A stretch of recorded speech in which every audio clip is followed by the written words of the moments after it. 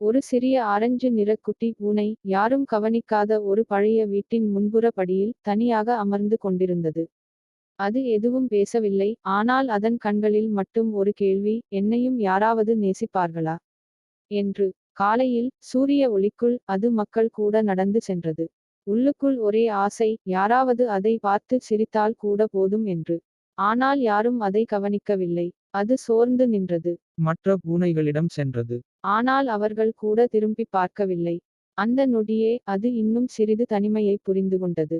மாலை நேரம். வானம் கரும்பட்டது. மழை விழ ஆரம்பித்தது. குட்டி பூனை ஒரு சிறிய கூரை கீழே நடுங்கிக் கொண்டிருந்தது. மழைத்துளிகள் உடலை நனைத்தாலும் மனத்தில் இருந்த துக்கம் இன்னும் நனைந்தது. அது கண்களை மூடி சிறிது வெப்பத்திற்காக காத்து கொண்டிருந்தது. அந்த நேரத்தில் ஒரு சிறிய பெண் குட்டி ஒரு குடையை பிடித்தபடி அங்கே வந்தாள். அவள் அந்த பூனைக்கண்ணில் பார்த்ததுமே அவளின் கண்களில் கருணை இரவு காற்றைப் போல குளிர்ந்தது. அவள் நனைந்த பூனையை எடுத்துக்கொண்டு வீட்டிற்கு ஓடினாள். வீட்டுக்குள் கொண்டு வந்து மெதுவாக ஒரு மென்மையான துணியில் போர்த்தினாள். அந்த பூனைக்குக் கிடைத்த முதல் வெப்பம் அது. அது கண்களை திறந்து பார்த்தது. அந்த சிறிய பெண்ணின் முகத்தில் ஒரு நிம்மதியான புன்னகை. அந்த நாளிலிருந்து அந்த பூனைக்கு தனிமை இல்லை. அதை நேசிக்கும் ஒரு இதயம் இருந்தது. அதற்கு ஒரு வீடு இருந்தது. சில நாட்களில் அது சுறுசுறுப்பானது. வீட்டின் எல்லா மூலையையும் ஆராய்ந்து பேசியது போல வாலை கூச்சியது.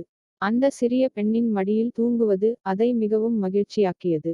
ஒவ்வொரு இதயமும் நேசிக்கத்தக்கது. எல்லாம் சரியாகிடும். ஒரு சின்ன சிரிப்போட அடுத்த நாள நோக்கி போங்க. Thank you, like and subscribe my channel.